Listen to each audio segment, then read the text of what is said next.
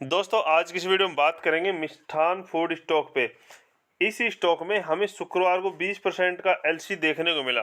तो ये एलसी कहाँ तक लगेगा, यानी कि गिरावट कहाँ तक होगी, कहना मुश्किल है, क्योंकि इस कंपनी के ऊपर सेबी ने आरोप लगा दिए धोखाधड़ी के सर। ठीक है, सेबी ने 100 करोड़ रुपए के गबन के आरोप लगाए हैं और फंड रेज की अनुमति कैंसिल कर दी, यानी कि 7 साल तक ये कंपनी फंड रेज नहीं कर पाएगी। ठीक है, इनके जो प्रोमोटर हैं, डायरेक्टर हैं, उनको डाइवर्ट कर दिया गया है। तो एक तरह से ये कंपनी के लिए एक बुरी खबर है, और कंपनी ने क्या दिखाया क्या नहीं दिखाया इस सब पे सस्पेंस पैदा हो रहा है सर। क्योंकि जो कंपनी, यदि 10 साल का चार्ट देखे तो इस कंपनी ने पहले क्या किया था, एक बार बोनस शेयर का अनाउंसमेंट किया था, ठीक है, और स्प्लिट का यहाँ पे अनाउंसमेंट किया था। उसके बाद स्टॉक में फिर से गिरावट हुई। लेकिन फिर जब पिछले साल, ठीक है, लगातार मार्केट में तेजी बन रही थी, तो इसका कहीं ना कहीं इन लोगों ने फायदा उठाया सर।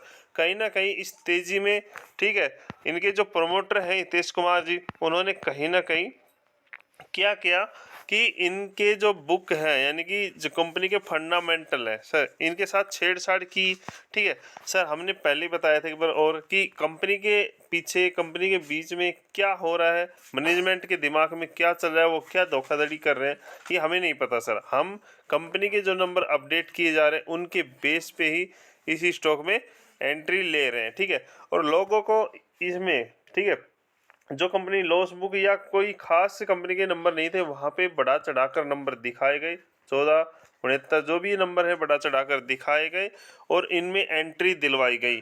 ठीक है, तो कहीं ना कहीं ये इनकी एक तरह से माइंड गेम था कि रिटेल निवेश को फंसाया जा सके। क्योंकि यहाँ पे जब कंपनी ने अपने नंबर जनरेट किए थे इस क्वार्टर के, उससे पहले भी स्टॉक में ऑलरेडी नंबर आने से पहले स्टॉक में तेजी आई। ठीक है, और स्टॉक 25-26 रुपए तक चला गया और धीरे धीरे गिरावट हुई।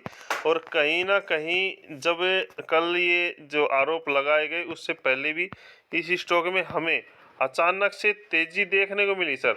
उसके बाद फिर से गिरावट, यहाँ पे ये जो तेजी आई थी, तेजी आई, ठीक है, 12-13% की, और फिर से गिरावट देखने को मिली। ठीक है, जैसे ही नोटिस आया तो स्टॉक धड़ाम से हो गया। तो गिरावट कहाँ तक होगी कहना मुश्किल है, लेकिन जिनके पास है स्टॉक को होल्ड करो। देखो सर, ऑलरेडी जिन्होंने बिग अमाउंट इसमें इन्वेस्ट कर रखी है उनका मैं कुछ नहीं सकता। ऑलरेडी मैं बता चुका हूँ कि यदि आपके पास 1 लाख रुपए का, 2 लाख रुपए का निवेश है, ठीक है, तो आप कम से कम 10 कंपनियां चुनिए। ठीक है, पेनी स्टॉक है, वहाँ पे 1,500-2,000 रुपये लगा के छोड़ दीजिए, जहाँ पे हम रिस्क ले सकें लॉन्ग टर्म के लिए। ठीक है, यदि हम ज़्यादा पैसा बनाने के चक्कर में इन कंपनियों में फंसेंगे तो फंस के रह जाएंगे सर।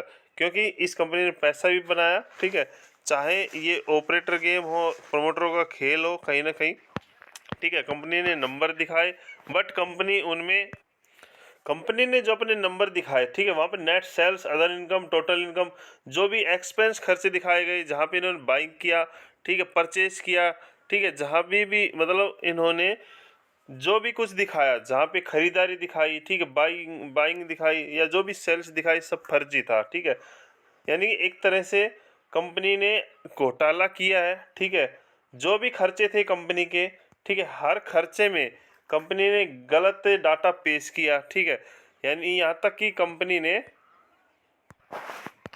क्योंकि जीएसटी डिपार्टमेंट को भी खबर मिली इस कंपनी के बारे में कि यहाँ पे कहीं ना कहीं टैक्स वैक्स में कुछ ये गड़बड़ी कर रहे हैं। ठीक है, और जब बीएसई ने जांच की तो इनके जो डिपार्टमेंट है, यानी कि कहें जहाँ से सेल्स कर रहे थे, परचेज कर रहे थे, ठीक है, जहाँ पे इन्होंने एड्रेस वेड्रेस दे रखा था कि इस कंपनी के साथ सब्सिडरी कंपनी है हमारी, ये यहाँ पे हम खरीदारी कर रहे हैं, यहाँ पे सेल्स कर रहे हैं, तो ऐसा वहाँ पे कुछ देखने को नहीं मिला उस लोकेशन पे। यानी कि सारी की सारी फर्जिया कंपनियाँ इन्होंने शो कर रखी थी। तो कहीं ना कहीं इनके फाइनेंस में इन्होंने बहुत ज़्यादा गड़बड़ी की है। इस कारण से ये कंपनी सेबी के रडार पे आ गई है। ठीक है, तो यही कहना है, जिसके पास है स्टॉक भाई ओनली होल्ड करो, कह कुछ नहीं सकते, कर भी क्या सकते हैं। सब कंपनियां ऐसे धोखा करती है और साथ में अपने फंडामेंटल को चेंज करके पेश करती है। हालांकि ये है कि सेबी की यहाँ पे नींद काफ़ी लेट खुली है, उन्होंने पहले ही एक्शन लेना चाहिए था। ठीक है, जब स्टॉक में बिना कारण से तेजी आ रही थी। ठीक है, बट हम लोग जो है रिटेल निवेशक, भाई फंडामेंटल देख के ही इन्वेस्ट करेंगे ना, और इस तरह से इस कंपनी ने अपने फंडामेंटल दिखा के ही अपनी तरफ से रिटेल निवेश को आकर्षित किया। बाकी कंपनी अपनी तरफ से सफाई देने की कोशिश कर रही है कि इनको जो नोटिस दिया गया है, ओनली अभी नोटिस दिया गया है, तो आरोप नहीं लगाएंगे। बट ऐसा नहीं है, कंपनी जिस प्रकार से इनके शेयर में भाई गैप अप यानी कि पंप एंड डंप देखने को मिल रहा है, तो कहीं ना कहीं इन्वॉल्व है इस चीज़ में कंपनी, ठीक है। तो इन्होंने कहा कि अभी सफाई मांगी गई है, लेकिन मुझे नहीं लगता कि कंपनी यहाँ पे कुछ सफाई दे पाएगी, क्योंकि इन्होंने लिखा कि इस चीज़ से सहमत नहीं है जो भी इनके ऊपर ये prima facie observation of side interim order के लिए बोला गया है, ठीक है।